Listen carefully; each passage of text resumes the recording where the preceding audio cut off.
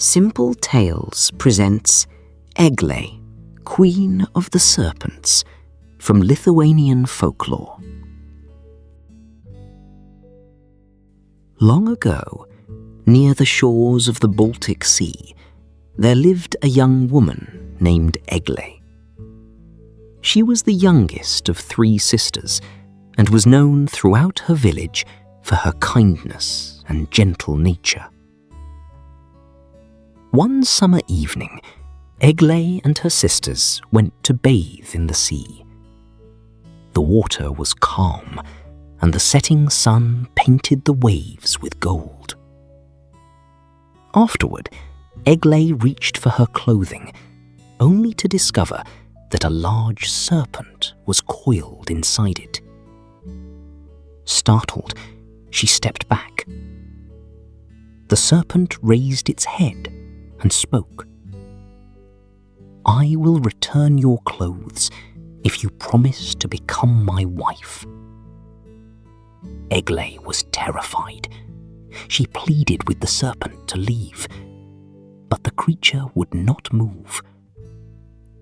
At first, she tried to bargain. Then she threatened.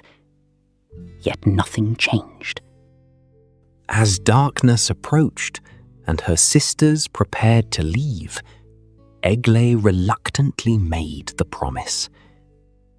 The serpent immediately slipped away, leaving her clothes behind. She returned home shaken by what had happened. Surely, she thought, it could not be real. Surely the strange encounter would soon be forgotten.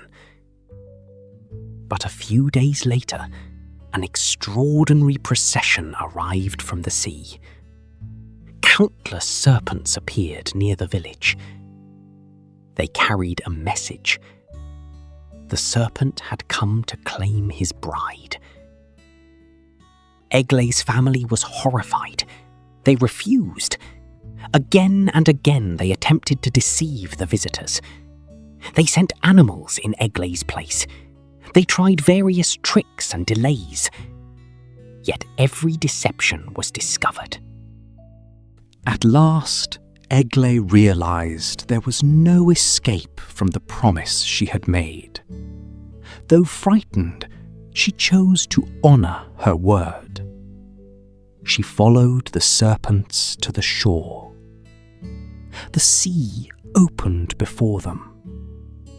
Together, they descended beneath the waves into a magnificent underwater kingdom. There, Eglė discovered the truth. The serpent was not truly a beast. He was Žilvinas, a prince of the sea who could take the form of a serpent. He welcomed her with kindness and respect. Though the underwater world was strange at first, Eglė gradually grew accustomed to it. Years passed. She and Žilvinas built a happy life together. They had children. Their home was filled with love and peace. Eventually, Eglė no longer thought of herself as a captive. She had come to love her husband and the family they had created. Yet she still missed her parents and sisters. One day, she asked Žilvinas for permission to visit them. At first, he hesitated. The human world and the sea kingdom were not meant to mix. But seeing her sadness, he finally agreed. Before she departed, he taught her a secret call. "If you ever wish to return," he said, "stand by the sea and speak these words." Then he taught her the magical phrase that would summon him from the depths. Eglė embraced her husband and children and returned to her homeland. Her family rejoiced at her arrival. Many had believed they would never see her again. For a time, everything seemed wonderful. Eglė shared stories of the Sea Kingdom and introduced her children to their relatives. But curiosity soon turned into suspicion. Her brothers wanted to know how she travelled between worlds. They demanded to learn the secret. Eglė refused. She had given her word. Again and again they questioned her. Again and again she remained silent. Eventually, her children were persuaded to reveal the magical call. The brothers immediately formed a terrible plan. They feared the Sea Prince. They distrusted what they did not understand. Believing they were protecting their sister, they went to the shore and summoned Žilvinas. When he emerged from the sea, they attacked him. The Sea Prince was killed. Unaware of what had happened, Eglė later brought her children to the shore. She spoke the secret words and waited. No answer came. She called again. Still nothing.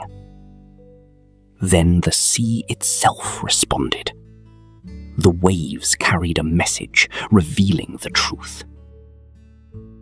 Žilvinas was gone. The brothers had slain him. Eglė stood frozen. Her children wept.